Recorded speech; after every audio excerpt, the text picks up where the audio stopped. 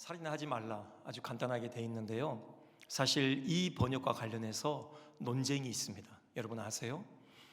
원래 그 원어는, 이 히브리어 원어는요, 살인하지 말라 이렇게 번역되는 건 아니에요. 그냥 어떻게 되냐면은 죽이지 말라 뭐 이 정도예요. 그러니까는 목적어가 없습니다. 구체적으로 무엇을 죽이지 말라는 건지 그 목적어가 기록이 안 돼 있어요. 그래서 뭐 살생하지 말라 막 이 정도로 번역할 수 있는 그런 원문이긴 합니다.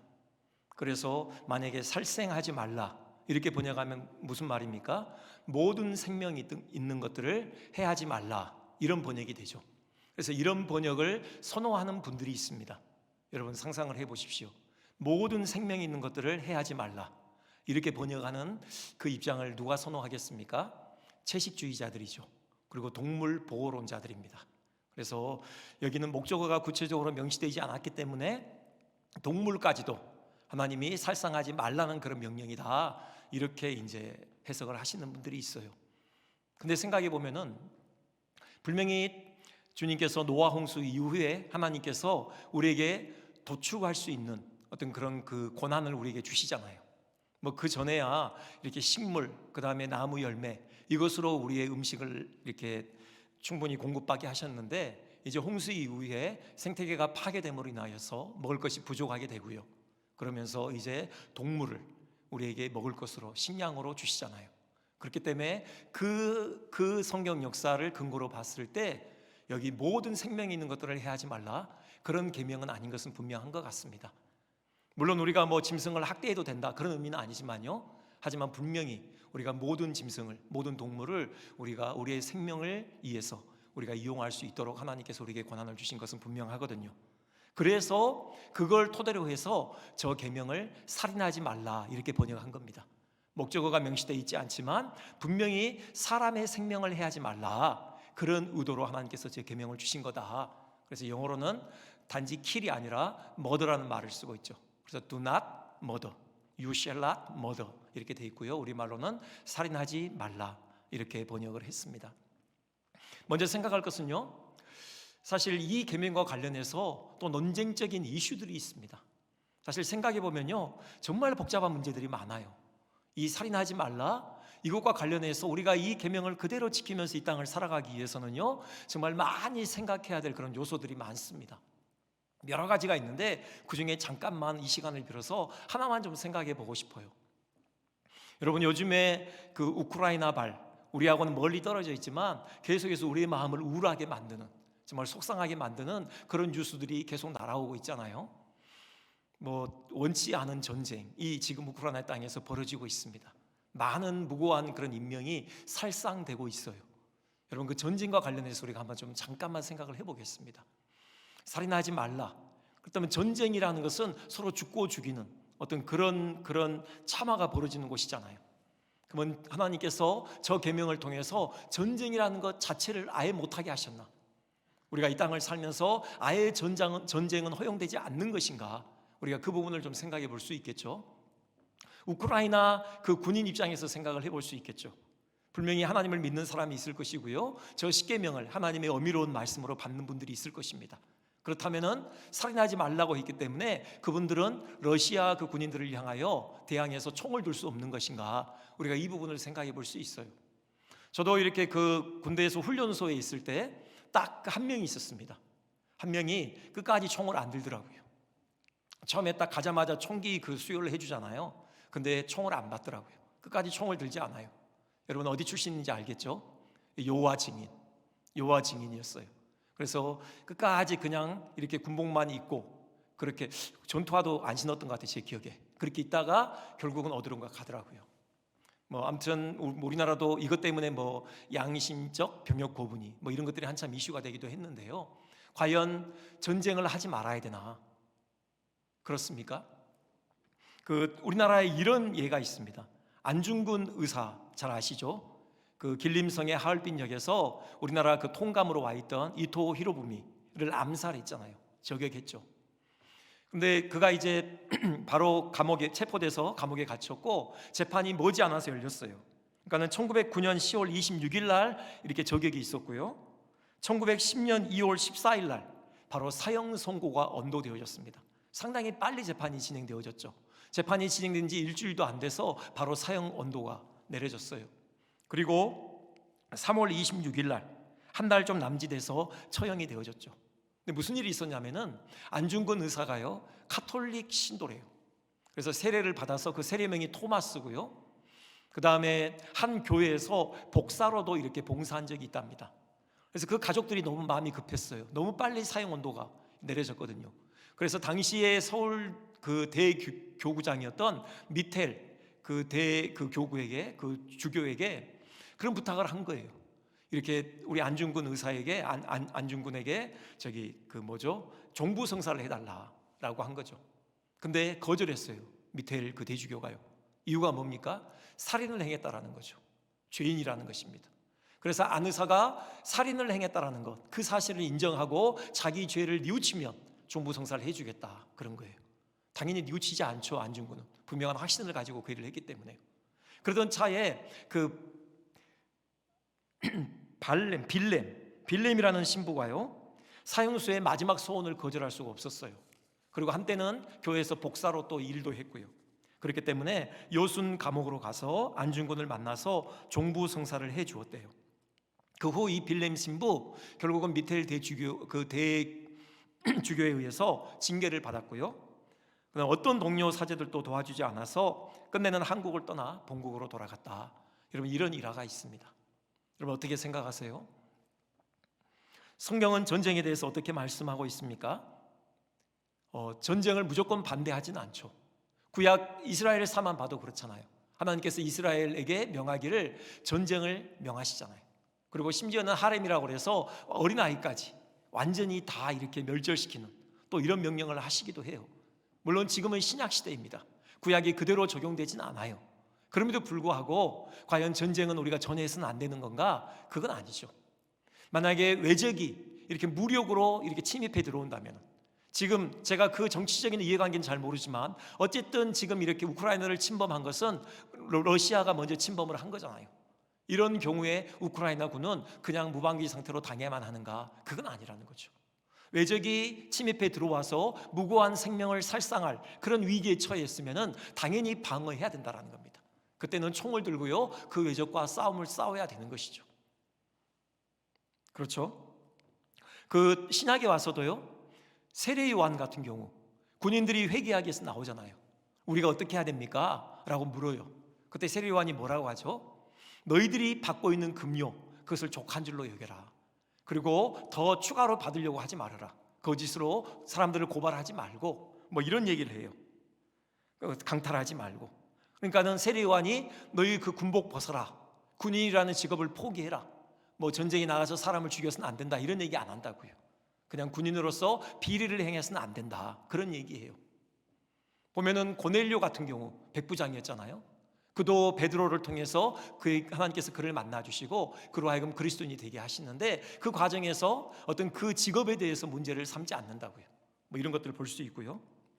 어쨌든 성경을 근거로 해서 우리는 정당한 전쟁에 대해서 생각을 해볼 수 있습니다. 아까도 말씀드렸듯이 외적이 침입해 들어올 때 우리는 총을 들고 그 외적과 싸워야 될 그런 의무가 우리에게 있는 것이죠. 그것은 정당한 것이고요. 하지만 우리가 여기서 생각해야 될 것은, 그런다고 해서 무턱대고 사람을 죽여야 되느냐? 그건 아니죠. 이 계명은 엄밀하게 우리에게 여전히 권위를 가지고 있습니다. 그래서요, 할 수만 있으면 전쟁을 피해야 되죠. 그래서 정치적으로 타협할 수 있으면 타협점을 찾아야 됩니다. 뭐 경제제재라든가 여러 가지 방법을 통해서 할 수만 있으면 전쟁을 피해야 되는 거예요.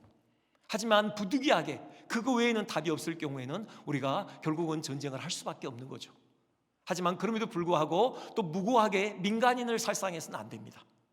그러니까 외적이 우리에게 이렇게 가지고 오는 그 위협보다도, 그 악보다도 우리가 방어한다라는 명목으로 더 큰 악을 행해서는 안 된다라는 거예요. 무슨 말씀인지 이해가 되시죠? 네, 이런 거. 그렇다면 안중근 의사요, 우리가 어떻게 성경적인 근거에서 우리가 어떻게 판단을 할 수 있을까요? 그는요, 단지 어떤 개인의 신분으로 총을 들었던 게 아니죠. 그 당시에 일본이 우리나라를 분명하게 무단으로 침입해 들어왔습니다. 어떤 행정권, 사법권, 어떤 군사권, 이 모든 것을 다 그들이 장악했죠. 그래서 결국은 어떤 의병, 독립군으로 나섰던 겁니다. 그가 총을 들었던 것은 한 개인이 아니라요, 독립군 장교로서 그가 총을 들었던 것이에요. 그것은 정당하다고 볼 수 있죠. 그리고 민간인을 죽인 게 아니잖아요. 정치적으로 아주 중요한 그런 책임자에게 그가 방아쇠를 당긴 것이죠. 그런 의미에서 충분히 용인될 수 있었던 것이 아닌가라는 그런 생각을 감히 해보는데요. 그래서 최근에 와서 그 김수환 추기경이 그런 그 고백을 했어요. 사람들 앞에서요. 그 천주교가 다 모였을 때 김수환 추기경이 그 문제를 거론했습니다. 그래서 과거 일제치하 때 우리 교회 믿음의 선진들이 안중근 의사와 관련해서 잘못 판단했습니다. 그런 고백을 해요. 그러면서요, 안중근 의사가 한 일은 일제의 무력 침략 앞에 민족의 존엄과 국권을 지키기 위해 행한 모든 행위는 정당방위와 의거로 보아야 합니다 라고 과거 그 교회가 판결했던 그 판결을 번복하는 또 그런 일을 하기도 했습니다. 이런 논쟁적인 이슈 중에 지금 전쟁에 대해서 잠깐 생각을 해봤는데요, 이거 말고도 많아요. 사실요.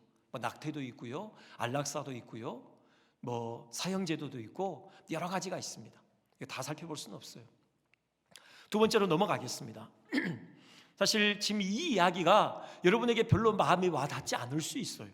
나하고는 별로 상관없는 이야기처럼 들릴 수 있죠. 그래서 살인하지 말라, 내가 전쟁터에 나가서 총을 든 것도 아닌데 나하고는 전혀 상관없는 이야기 아닌가? 이 계명은 나는 어떤 누구의 피를 흘린 적도 없고 내 손에 피를 묻힌 적이 없지 않은가? 여러분 그렇게 생각할 수 있는데요, 사실 그렇지 않죠.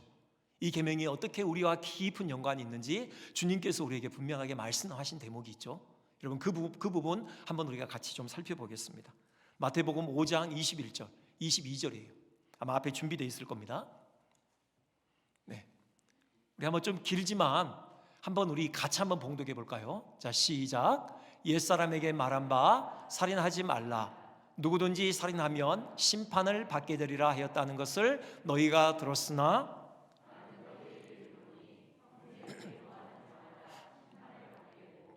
형제를 대하여 라가라 하는 자는 공회에 잡혀가게 되고 미련한 놈이라 하는 자는 지옥불에 들어가게 되리라. 아멘. 예수님께서 지금 그 10계명 제6계명 살인하지 말라, 하나님께서 원래 그 계명을 주실 때 하나님이 가지고 계셨던 그 근본 마음이 뭔지, 그 의도가 뭔지를 이 계명을 통해 지금 가르치시고 계시죠. 이 구절을 통해서요. 그러니까 단지 우리 손에 다른 사람들의 생명을 해서 그 피를 묻히는 것, 이것만이 살인이다, 그렇지 않다라는 거죠.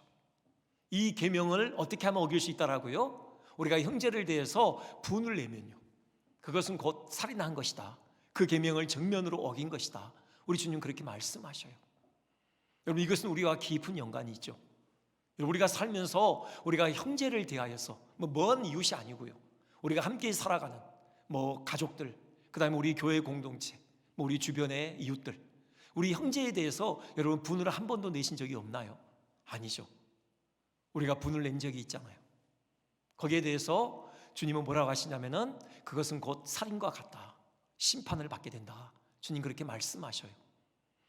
물론 또 한편에서는 분을 내었을 때 그것을 저녁까지 가지고 가 마라, 분을 품더라도 죄를 짓지 말라, 또 그런 계명도 있습니다. 그러니까 정당한 의분이라는 것도 있어요, 분명히. 하지만 여기서는 좋지 않은 의미에서의 형제를 향하여서 분을 내는 것, 그걸 의미하는 거죠. 여러분 그것은 곧 살인죄를 짓는 것 같다, 그렇게 주님 분명하게 우리에게 말씀하셔요. 왜 그렇습니까? 형제에 대해서 왜 악한 마음, 그런 분노를 내는 것, 분노의 감정을 갖는 것, 왜 이것은 형제를 죽이는 것과 같을까요? 그것은요, 살인이라는 것은 이 분노로부터 시작되기 때문이에요. 이 분노가 극도의 어떤 그 극단의 형태로 나타나는 것, 그것이 바로 그 목숨을 해하는 것이죠. 그렇죠? 이것을 잘 보여주는 것이 가인 사건이잖아요. 최초의 살인이죠. 그것이 무엇으로부터 시작됐어요? 바로 이 분노로부터 시작됐잖아요. 하나님께서 동생 아벨의 제사는 받으셨지만 가인의 제사는 받지 않으셔요. 여기에 대해서 그가 분을 내면서 그 안색이 변했다고 했죠. 하나님을 향하여서도 분을 냈지만 동생 아벨을 향하여서도 분을 냈어요. 하나님께서 경고하시죠. 네 분을 거두라고요. 하지만 경고를 무시하고 결국 그 분의 극단적인 형태, 바로 아벨을 죽이는 살인의 형태로 나타나게 되잖아요. 여러분, 분은, 바로 살인은 이 마음의 분노로부터 시작되는 거죠. 물론 미움도 마찬가지예요. 요한 1서 보면요, 형제를 미워하지 말라 그래요. 그 안에 생명이 없다, 곧 그것은 살인과 같다라는 또 그런 말씀이 있습니다. 그 미움도 마찬가지죠. 그 미움의 극단적인 형태가 그 존재를 없애버리는, 바로 살인으로 가는 거예요. 그리고 아까 보면요, 욕설이 나오죠. 라카라는 그 의미가 뭐냐? 그건 텅 빈 놈, 뭐 어리석은 놈, 그런 어떤 그런 욕설입니다. 그 의미가 그래요. 그러니까 그 뒤에 미련한 놈 그랬는데요, 그 미련한 놈은 더 이제 라카보다도 더 이제 강화된 어떤 그런 욕설이고요. 아무튼 욕설도 곧 살인과 같다, 주님은 그렇게 말씀하셔요. 여러분, 우리 자신을 돌아볼 수 있겠죠? 여러분, 형제를 향하여서 한 번도 그 형제를 무시하는, 어떤 조롱하는, 욕하는 그런 말을 입에서 내뱉지 않으셨나요? 우리는 다 이 죄에서 자유로울 수 없죠. 그런 의미에서 우리는 이미 살인죄를 지은 자들이라는 것입니다. 왜 형제를 향하여서 욕설을 내뱉는 것, 조롱하고 무시하고 그런 악한 말을 내뱉는 것, 왜 그것이 살인과 같은 걸까요? 그건요, 그 형제가 가지고 있는 그 존재의 가치를 무시하는 것이기 때문에 그래요. 이해가 되십니까? 그 형제를 조롱한다는 것, 그 형제를 무시하는 말을 한다는 것, 그 형제에게 욕설을 한다는 건요, 그 형제가 마땅히 존중받아야 될 그 가치, 그것을 우리가 무시하는 거거든요. 그것이 극단적인 형태는요, 그 존재를 완전히 없애버리는 살인으로 나타나게 되는 거죠. 그래서 주님께서 그렇게 말씀하시는 거예요. 지금은 워낙 이상한 일들이 많이 벌어져요. 부모가 자식을 죽이고 이런 일들이 너무 많이 벌어져서 그런 이야기를 들어도 별로 충격을 느끼지 않는데요, 2000년도에 정말 우리나라를 충격에 빠뜨린 그런 사건이 있었습니다. 그때만 해도 그런 일이 그렇게 흔하지 않았기 때문인데요, 그 한 아들이 자기 부모를 망치로 때려 죽였어요. 그리고 토막을 내죠, 시신을요. 그래서 그것을 이리저리 유기해요. 이게 이제 뉴스거리가 되어졌고, 이 소식을 듣는 자들마다 마음에 큰 충격을 받은 그런 일이 있습니다. 근데 그 아들이요, 명문대에 재학 중인 학생이었어요. 그래서 근데 그 아들이 붙잡혔고, 그래서 그 아들의 어떤 그 면담, 어떤 일기, 이것들을 토대로요, 한 분이 책을 하나 썼습니다. 여러분, 그 사진 혹시 준비됐습니까? 이윤굿이라는 책이요, 미안하다고 말하기가 그렇게 어려웠나요? 이 책을 썼어요. 그 청년의 그 어떤 그 삶의 과정, 그 청년이 자라는 과정에서 학교와 가정과 사회가 그 청년에게 어떻게 했는지, 그것을 어떤 돌아보는 그런 차원에서 저 책을 썼습니다. 제가 직접 읽어보지는 않았는데요, 여러분 국회의원까지 했던 표창원 씨를 아시죠? 그분이 경찰 출신이잖아요. 그때 저 사건을 좀 자세히 연구했던 것 같아요. 그때 자기 소회를 밝힌 글을 읽었습니다. 내용인지 이래요. 이 청년이 똑똑한 청년입니다. 먼저 그 가정의 배경을 좀 생각해 봐야 되는데, 아버지가 그 중령 출신이에요. 중령으로 예편을 했습니다. 그리고 그 아내, 그러니까 어머니죠, 어머니도 명문대학을 나왔어요. 그리고 이제 남편에 대한 기대가 컸죠. 근데 남편이 그만 중령으로 예편을 해버려요. 남편이 더 출세하기를 원했는데 그만 출세길이 막힌 거죠. 많이 실망해요. 그래서 히스테리를 많이 발동시킵니다. 근데 이 어머니는요, 명문대학을 나왔을 뿐만이 아니라 또 신학을 공부한 사람이에요. 그래서 사역자의 자격증을 가지고 있는 사람이에요. 그래서 그 기대를 이 똑똑한 둘째 아들에게 향합니다. 근데 이 둘째 아들이 공부를 잘해요. 보통 그 학교에서 3등 이 정도 하는 친구거든요. 근데 그 성적표를 받아들고 올 때마다 그 부모가 그 청년에게 내뱉는 말이 있어요. 야, 그렇게 해서 서울대 갈 수 있겠냐? 너처럼 모자란 자식은 필요 없어. 나가 죽어라. 싹수가 노란 놈. 이런 말들을 내뱉는 거예요. 형이 있었는데 형은 활달한 성격이었기 때문에 빨리 집에서 독립을 합니다. 그 분위기를 알기 때문에 그 분위기에서 벗어나요. 근데 이 동생은 내성적이에요. 그래서 그 부모의 그 모든 어떤 그런 어려움들을 다 속으로 사귀면서 그렇게 이제 버텨내는 거예요. 학교에서도 왕따예요. 군대를 갔는데요, 심지어는 후임병들에게도 왕따를 당해요. 그런 수모를 속으로 사귀면서 제대를 하고 집에 돌아왔는데 복학을 하지 않고 그냥 집에서 그냥 이렇게 매일 시간을 보내요. 그냥 아무 할 일 없이. 못마땅하죠, 부모가요. 그래서 늘 뭐라고 하는 거예요. 하루는 어머니가 심하게 뭐라고 했어요. 그러자 이 아들이 이제 반항을 한 겁니다. 막 크게 이제 화를 내요, 어머니에게. 그 이유가 뭐냐면은 자기 형을 이렇게 그 독립시키는데 자기 이름으로 큰 돈을 얻어서 독립을 시켜준 거예요. 그걸 알게 돼요. 형은 그렇게 유의하면서 왜 나는 이렇게 못 살게 굽니까? 한 번 그렇게 반항을 했어요. 한 번 큰 소리를 친 거예요, 어머니에게. 그때 어머니가 저 책 제목처럼 미안하다라고 한마디만 했으면 될 텐데 그렇게 안 하고요, 방방 뛰어요. 그러면서 자기 아버지가 돌아오자요, 그 아버지에게 자기 동생 그 둘째 아들이 했던 얘기를 이제 일러 바칩니다. 아버지가 막 화가 나요. 아들에게 막 이렇게 막 쏟아붓는 거예요. 이 아들이요 6일 동안 집에서 나오지 않습니다. 자기 방에서 그 안에서 그 분을 키워요. 그러더니 그 마음의 계획을 드디어 실행에 옮기는 거예요. 그래서 망치를 가지고 부모를 죽이고요, 결국은 시신을 유기하는 이런 일까지 벌어진 거죠. 그 말, 형제를 향하여서 우리가 욕설을 내뱉고 우리가 조롱하고 무시하는 이 말이 어떻게 그 영혼을 살해하는지 우리가 분명하게 볼 수 있는 그런 예인 것이죠. 여러분, 아무튼 미움, 분노, 욕설, 이건 주님께서 분명하게 살인하지 말라는 그 계명을 어기는 것이다. 우리가 이 말씀을 다시 우리 마음에 새겼으면 좋겠습니다. 여러분, 바로 세 번째로 넘어가서요, 그렇다면은 이 계명을 우리가 적극적으로 실천하기 위해서 우리가 무엇을 해야 되는가, 한번 그 부분을 생각해 보고자 합니다. 먼저 생각할 것은요, 우리 모두의 존재 가치, 그것은 최고의 가치를 가지고 있는 존재들이라는 거예요. 어떤 의미에서요? 우리는 다 하나님의 형상으로 지음을 받은 존재들이거든요. 창세기 9장 한번 보여주시겠습니까? 하나님께서 살인하지 말라라고 명하는 근거가 바로 저거예요. 창세기 9장 6절 저렇게 돼 있죠.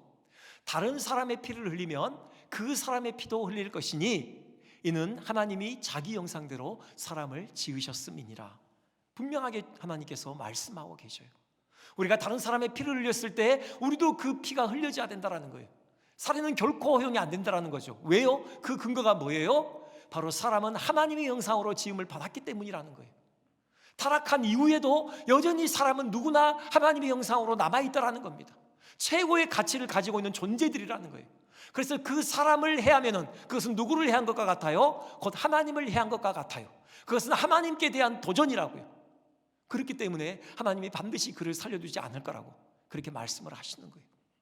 여러분, 외모와 신분과 그가 가지고 있는 그 어떤 조건과 상관없어요.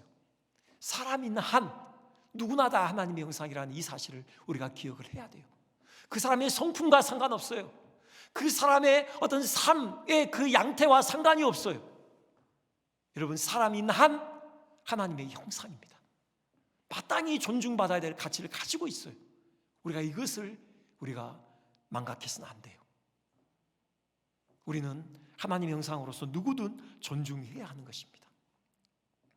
그리고 더 나가서요, 여러분, 저 계명을 우리가 적극적으로 실천하는 것은요, 그 사람의 존재 가치를 인정할 뿐만이 아니라 그 사람의 그 삶이 최고의 삶을 살아가도록 우리가 할 수 있는 한 도와줘야 해요. 단지 그 존재에 해를 가하는 것, 아니 넘어서서 그 존재 가치를 인정해 주는 것, 이것으로 끝나는 것이 아니라요, 정말 그 존재 가치를 잘 발현할 수 있도록 우리가 할 수 있는 최선의 것으로 도와야 되는 거예요.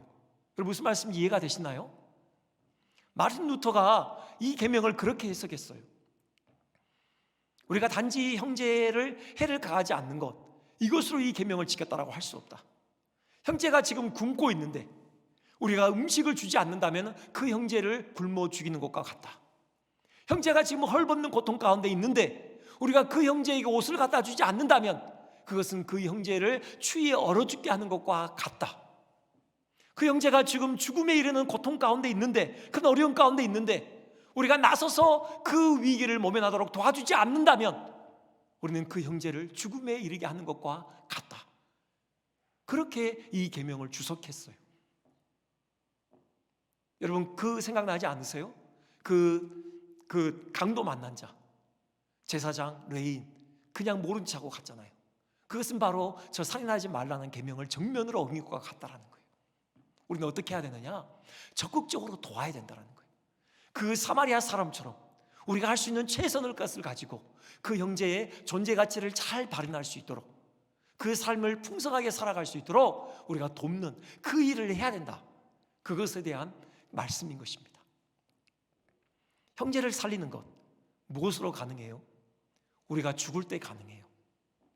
우리가 죽을 때 우리의 죽음으로 형제가 살아나는 거예요. 그걸 주님께서 우리에게 보여주신 거잖아요. 우리가 지금 고난주간을 지나고 있는데요, 한번 말씀 준비됐습니까? 요한일서 3장 16절 한번 보여주시겠습니까? 우리 한번 다 같이 한 번만 더 같이 봉독하겠습니다. 그가 우리를 위하여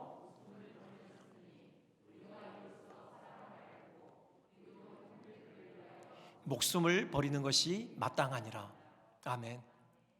형제를 살리는 거요, 여러분, 우리가 죽음으로만 가능해요. 주님께서 우리에게 보여주신 삶의 방식이죠. 주님께서 우리를 위하여 목숨을 버리셨잖아요. 그래서 우리를 살려주신 거죠. 우리에게 요구하시는 게 뭐예요? 우리도 주님을 따라서 우리가 형제를 위해서 우리 목숨을 내어놓으라는 거예요. 우리를 죽이라는 거죠. 그럴 때 비로소 형제가 산다라는 겁니다. 여러분, 살인하지 말라, 이 계명을 우리가 적극적으로 실천하는 것은요, 형제를 위해서 우리를 희생하는 거예요. 그 장기기증본부 이사장 박진탁 목사님, 그분에 관한 이야기인데요, 그분이 처음에 그 시작한 일이 헌혈 사업입니다. 이렇게 헌혈 운동이에요. 어떻게 시작됐느냐? 그가 이제 신학대학을 졸업하고요, 이제 젊은 나이에 그 우석대학 그 병원의 원목으로 이제 그가 이제 그 일을 했습니다. 뭐 이제 신출내기죠. 근데 그 일을 하면서 자기가 참 하나님이 자기에게 건강을 주신 것에 대해서 늘 감사하게 된 거죠. 늘 아픈 사람만 만나게 되니까요. 근데 하루는 응급실에 실려온 젊은이가 있었는데 피가 부족해요. 거의 죽어가는 거예요. 근데 이제 그때 그 담당 의사가 목사님을 보자 너무 반가워하면서 이 청년 수술하면 살릴 수 있을 것 같습니다. 목사님, 피를 좀 책임져 주십시오. 그리고 얘기한 거예요. 그 당시까지는 피를 어떻게 구할 수 있느냐? 매혈이죠. 돈 주고 사는 거예요. 근데 수중에 목사님이 돈이 없어요. 그래서 고민하는 거 어떻게 할지 몰라서 안절부절하는 거예요. 그때 담당 의사가 그 목사님이 그렇게 얘기해요. 혈액형이 뭡니까? B형입니다. 뭐 피 한두 병 빼도 아무런 이렇게 전혀 문제 없습니다. 피 좀 빼주세요. 그렇게 얘기한 거예요. 이 헌혈이라는 게 뭐 한 번도 해본 적이 없는 거죠. 그래서 고민하셨대요. 근데 그때 떠올랐던 구절이 그 사마리아 사람이요. 만약에 사마리아 사람에게 요구했을 때 그는 어떻게 했을 것인가? 당연히 헌혈을 했을 거라는 거죠. 그래서 결단하고 헌혈을 한 거예요. 그 청년이 결국 살아났습니다. 건강하게 퇴원해요. 그 모습을 보면서 너무 마음에 보람을 느끼고 기쁨을 느낀 거죠. 그러면서 헌혈의 중요성에 대해서 알게 된 거예요. 그때부터 그 헌혈 운동을 시작한 겁니다. 그러면서 이분의 그 운동에 의해서 매혈이 사라지기 시작한 거예요. 그래서 이제는 모든 피가 거의 헌혈에 의해서 이제 이 보급되는 어떤 그런 나라가 된 겁니다. 그러던 차에 이분이 이제 미국에 가요. 미국에서도 그 한인들을 중심으로 이 헌혈 운동을 해요. 그런데 역시 이제 병원에 이제 늘 이제 출근을 하니까요, 한 그 젊은이가 뇌소화 상태에 이르렀어요. 근데 그 아내, 젊은 아내가요, 자기 남편을 그 기증을 했어요. 장기 기증을요. 8명을 살리는 걸 봤어요. 아직 우리나라에는 장기 기증이라는 게 없던 때인데 미국에서 그런 일을 처음 이 목사님이 목격을 한 거예요. 이거다. 그 소명을 발견한 거죠. 그 길로 혼자 짐 싸가지고 미국으로 와요. 가족들 놔두고. 그래가지고 한국에 장기 기증 이 운동 본부를 설립을 합니다. 그 운동을 시작해요. 그 본부를 설립하는 그날요, 바로 그 직시로 병원으로 가서 우리나라 최초로 이분이 신장을 기증해요. 병상에 누워서 그 신장을 기증하는 수술을 받는 거죠. 그리고 6년 뒤에 홍상희 사모님인데 그분이 미국에서 돌아와서 이제 그분도 또 역시 신장을 기증합니다. 우리나라 부부가 신장을 기증한 경우로는 최초의 부부가 돼요. 그런 일을 하기 시작한 거죠. 그리고 최근에 보니까요, 또 그분이 어떤 일을 하냐면은 그 유산 기증 이 운동을 시작했더라고요. 그래서 그 부부가 당신들에게 있는 그 1억 원의 재산, 그것을 기증하는 또 이런 일, 또 그런 운동을 지금 시작했더라고요. 이분의 딸이 태어났을 때요, 그 이름을 뭘로 지었냐? 그 뽑다 그렇게 지었어요. 이름을요. 박뽑기. 딸 이름이 박뽑기예요. 그 이제 피덩이 보면서 할 수만 있으면 한 병 뽑고 싶은데 그런 마음, 진짜로요. 그런 마음으로 이름을 박뽑기 이렇게 지었고요. 그 다음에 아들이 태어났을 때 아들을 헌혈이로 지었어요. 박헌혈. 그 정도로 열정을 가지고 있는 분이었죠. 이렇게 피를 내줬고요, 또 신장을 내줬고 지금은 또 재산을 내주는 이런 일을 지금 하고 있는 거죠. 여러분, 이렇게 우리를 희생할 때 다른 사람들을 살리는 겁니다. 근데 생각해 보았어요. 그분의 기사를 보면서 우리가 할 수 있는 가장 큰 희생, 우리가 다른 사람들에게 그 생명의 가치를 가장 잘 발휘할 수 있도록 희생하는 게 어떤 희생일까? 뭐겠습니까? 결국은 복음을 전하는 거죠. 그렇죠. 결국은 복음을 전하는 것. 하늘에서 우리가 장기를 기증해서 사람을 살리는 그 삶의 길이는 최장 100년이잖아요. 아무리 길어도요. 하지만 우리가 헌신해서, 우리가 희생해서 복음을 전함으로 그 영혼을 살린다면요, 그것은永구히 살리는 거죠. 영원한 생명을 선물하는 거잖아요. 최고의 희생은 역시 복음을 전하는 희생이구나, 그런 생각을 해보게 됩니다. 여러분, 이번 고난주간에 우리가 저 6계명을 우리가 받으면서요, 살인하지 말라, 그 주님의 어미로운 계명을 우리가 받으면서 우리가 결단했으면 좋겠습니다. 우리가 영원한 생명을 선물하는 이 일에 우리 자신을 드렸으면 좋겠어요. 딱 이 한 가지만 말씀드리고 마치겠는데요, 여러분, 미국의 36대 대통령이죠. 그 지미 카터 대통령이요. 그분이 왜 최선을 다하지 않았는가? Why not the best? 이런 제목의 글을 썼잖아요. 그 글에 나오는 그런 대목입니다. 그분이요, 그가 다녔던 교회에서 그 전도 집회를 했어요, 매년. 그때마다 14가정에게 복음을 전했대요. 근데 그게 이제 10년 동안 그 전도 집회에 참여를 한 거예요, 이분이. 그러니까 10년이니까 몇 가정이에요? 14가정 곱하기 10이면 140가정에게 복음을 전한 거예요. 이분이 그래서 마음에 그런 뿌듯함, 자부심이 있었어요. 지미 카터가. 나는 10년 동안 140가정에게 복음을 전했어. 그 중에 여러 사람이 예수님을 믿기도 했지. 늘 이런 자부심 가운데 있었어요. 이분이 이제 주지사로 나왔잖아요. 그 선거운동 하면서 3개월 동안 이분이 악수한 사람이 몇 명이냐? 30만 명과 악수를 했대요. 나중에 물론 당선이 됐죠. 그러면서 큰 양심의 가책을 느꼈대요. 마음의 부끄러움을 느껴서 그걸 고백했어요. 내가 주지사가 되기 위해서, 나를 위해서 3개월 동안 30만 명의 사람들을 만난 거예요. 악수한 거예요. 근데 고작 10년 동안 140가정에게 복음을 전한 것으로 내가 지금까지 만족했구나. 얼마나 부끄러운 일인가. 이런 고백을 해요. 여러분, 다시 말씀드리지만 여기 서 있는 저도 마찬가지고요. 우리가 다시금 이 고난주간에 결단했으면 좋겠습니다. 우리가 할 수 있는 한 우리가 복음 전하는 일에 우리의 삶을 헌신했으면 좋겠습니다. 정말 우리 자신을 저서 복종시켜서 헌신해서 많은 사람들에게 이 생명을 살리는 이 복음 증거하는 일에 우리가 열심을 다했으면 좋겠습니다.